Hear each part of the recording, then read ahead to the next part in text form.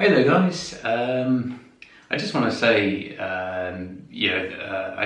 first that thank you very much for everyone supporting me on YouTube and watching my videos and subscribing.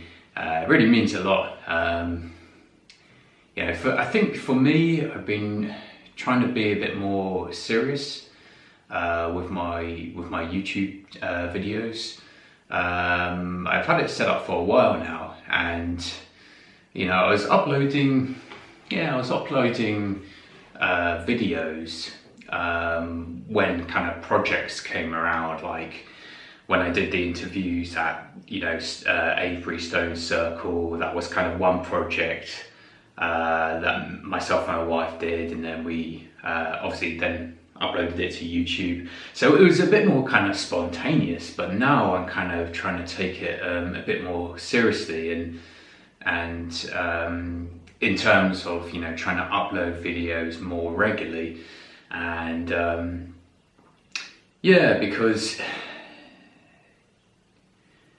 it would be nice if I could use this platform to share my experience, share my artworks, my ideas, and also it'd be really cool if the platform could also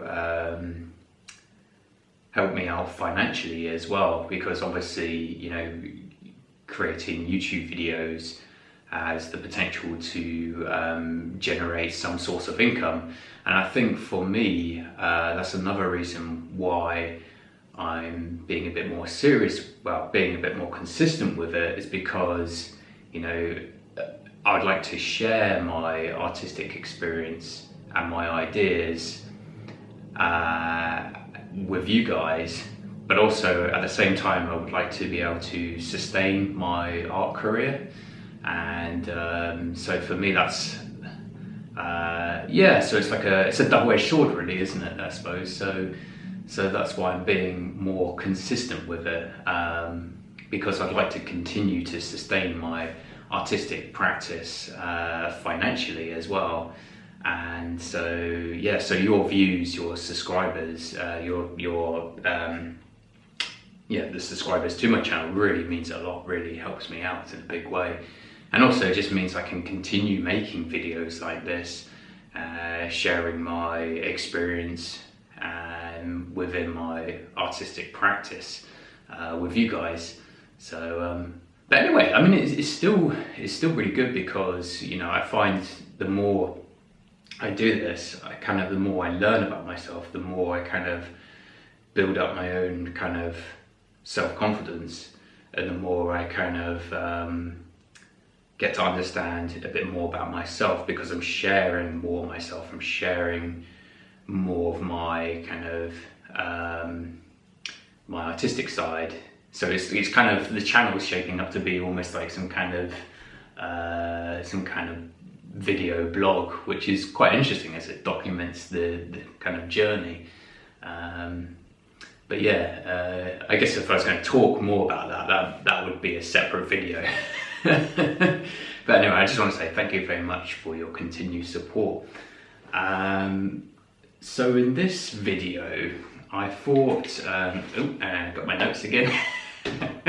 That's another thing I've realised with these videos, is that if I don't have notes, then it's difficult for me to keep track and figure out, okay, what do I need to say? In this video, I thought I would talk about how people often see my ceramic sculptures as being made from plaster moulds. And these are just some examples of ceramic sculptures that I created this year. And it's funny because usually when people see my sculptures, one of the first questions they have, if they have an understanding of ceramics, they'll usually say, oh, are these made from plaster moulds? And plaster moulds, if you don't know what plaster moulds are, within the ceramic world, they're basically, it acts as a kind of tool to make ceramic forms. And yeah, factories usually use them because you can make like tableware, for example, and they can make them really quickly because you just pour liquid clay into this mould, like a shape, like could be like a teapot or something, and you pour the liquid clay inside, and then pour the clay out of the mould, and then you're left with the internal shape on the inside, and you can just. And so factories use this process a lot because you can just make ceramic pieces on multiple scale. You can make like loads of them, and because they're not thrown on the potter's wheel, they take less time to make, and the whole process in itself, it's really difficult to see traces of the hand, because it's the molds themselves are very clean, the shape is very precise, and then there's no kind of physical contact with your hand and the shape, in terms of constructing the shape. So that's a little bit about plaster molds, but if you want to find out more about it, maybe you could check it out online. If you just type in plaster molds, ceramic plaster molds or something on Google, you might find a bit more information about it. But anyway, I thought I'd say that people usually think my ceramic sculptures are made using a plaster mold because they're so precise. But actually they're not. Because and I'll tell you why. Because these pieces, they're all made from like these are all made from cones. They're just been thrown on a potter's wheel, and then they're joined together to create these open forms. And they look really precise and really geometric because I want to really focus on the shape and like the line pattern and the color. So I try not to reveal any kind of like marks, like throwing marks or fingerprints, because I want to get them really kind of geometric, really precise. And I think that's why people usually say, these made from plaster molds, because you can't see any traces of a hand, so that they look too precise. So anyway, I thought I'd just mention that and say, yep, they're all handmade. They're not made from plaster molds. Trust me. No. So, but I always think that's quite funny when people say that. And but yeah, I think that's. And maybe that's the curious side of it, because people are like, what? Are they, they're not made from plaster molds, they're made by hand? No, that can't be possible. But actually, it is. Yeah, so I make them precise as I want them to be geometric. I like the eye to focus on the form and colour. That's why I don't usually leave too many expressive marks on the surface, although some of them do have like traces of like the throwing rings on the inside. So I don't like completely get rid of traces of that kind of handmade process. But I think there's something interesting about making ceramic sculptures with minimal traces of the hand. It makes them kind of pop out and seem surreal and otherworldly.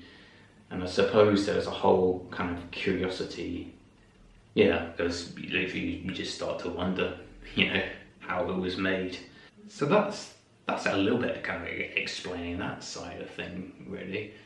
I was going to mention actually, because I think there's something really interesting about making sculptures that have no trace of the hand. I mean, some people might be totally against it and say, no, there's got to be evidence of the hand in the piece because it's handmade.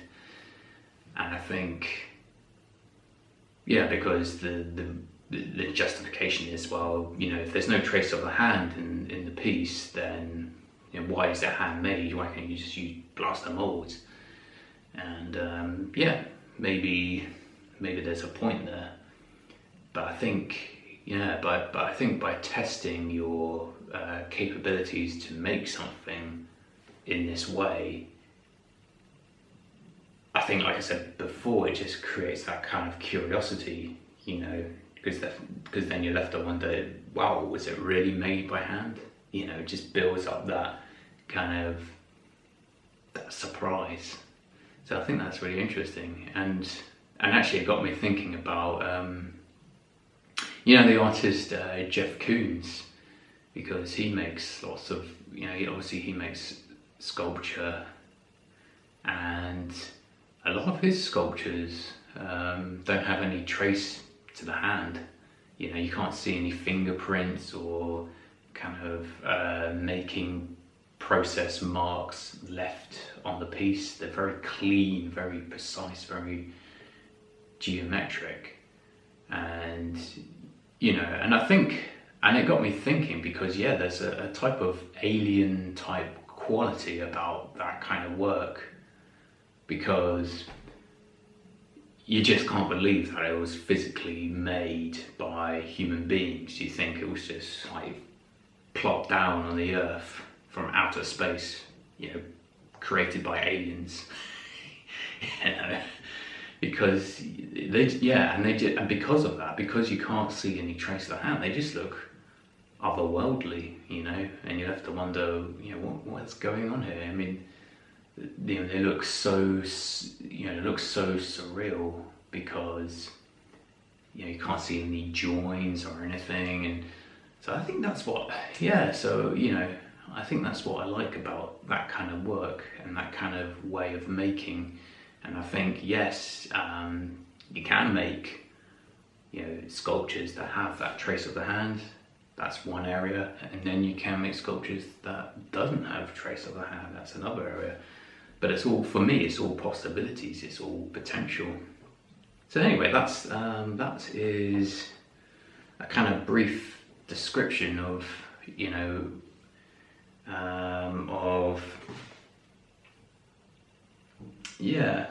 why my ceramic sculptures are not made from plaster molds.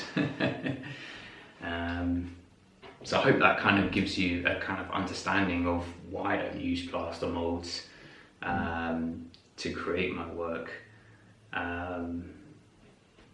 Again, it's just to really just highlight the geometric forms, draw the eye to the inside and outside space using like pattern, line, colour. So that's for me why I create these kind of precise forms, and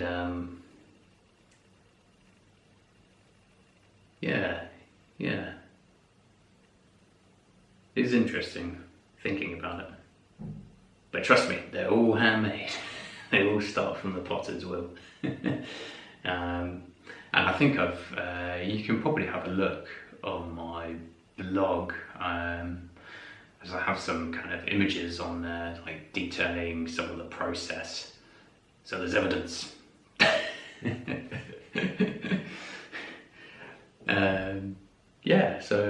I hope this has been like giving you a kind of insight into that kind of thing.